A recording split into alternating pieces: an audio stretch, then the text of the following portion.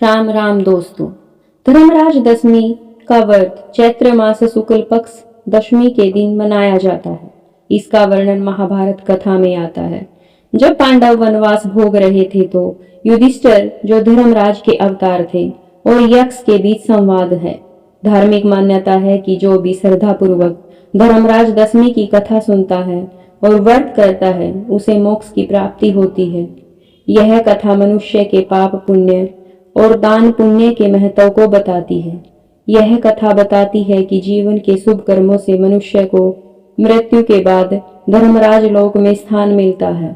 इस व्रत के प्रभाव से कृषि व्यापार में लाभ मिलता है।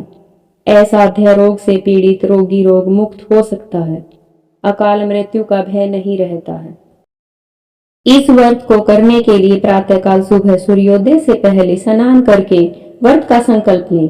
रात्रि के समय दीप चंदन पुष्प लेकर दशों दिशाओं की पूजा करनी चाहिए।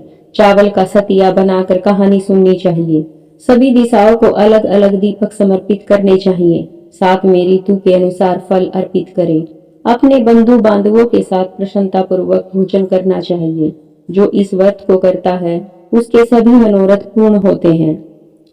एक गांव में एक बुढ़िया रहती थी जो नियम से रहा करती थी। उसने मकर संक्रांति से लेकर पूरा वर्ष भर नित्य प्रतिदिन धर्मराज की कथा सुनी, जिसके फलस्वरूप मृत्यु के बाद धर्मराज लोक पहुंची, जहां पर चित्रगुप्त ने उसका लेखा जोखा देखकर उसे स्वर्ग के लिए स्थान दिया।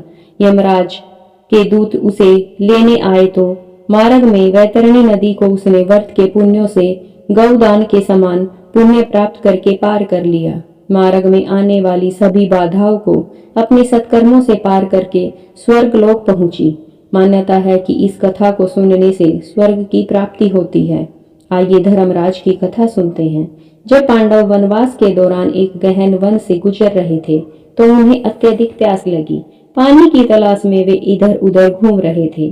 अचानक उन्हें एक सरोवर दिखाई दिया। एक एक करके सभी भाई प्यास बुझाने सरोवर के पास जाते और जल पीने से पहले ही मृत्यु को प्राप्त हो जाते। कारण यह था कि उस सरोवर के स्वामी यक्ष ने उनसे प्रश्न किए थे, परंतु अत्यधिक प्यास की व्याकुलता के कारण उन्होंने उसके प्रश्नों की ओर ध्यान नहीं दिया। यक्ष के कोप भाजन बने और मृत्यु को प्राप्त हुए। अंत में युधिष्ठिर अपने भाइयों को खोजते हुए उस सरोवर पर पहुंचे।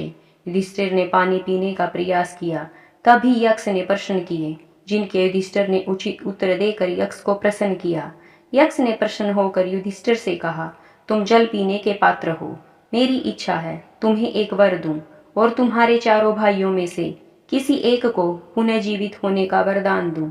अतः बोलो, तुम किस भाई को पुनर्जीवित देखना चाहते हो? यक्ष का प्रश्न कठिन था, क्योंकि युधिष्ठिर को सभी भाई एक समान प्रिय थे। एक ही पल में युधिष्ठिर ने कहा, यक्ष श्रेष्ठ, आप नकुल को पुनर्जीवित कर दें। यक्ष हंस पड़ा और बोला, कौरवों के विरुद्ध युद्ध में अर्जुन का गांडीव और भीम की गदा तुम्हारे लिए अधिक उपयोगी सिद्ध होगा, किंतु तुम अपने सगे दोनों भाइयों को छोड़कर नकुल का जीवन क्यों मांग रहे हो? युधिष्ठिर बोले, यक्ष श्रेष्ठ, हम पांचों भाई माताओं के स्नेह के प्रतीक हैं। माता कुंती के पुत्रों में मैं शेष हूँ, किंतु माता माद्री के दोनों पुत्र मर चुके हैं। अतः यदि एक को ही जीवन दान मिल सकता है तो मैं माता माद्री के नकुल को ही जीवित देखना चाहूंगा।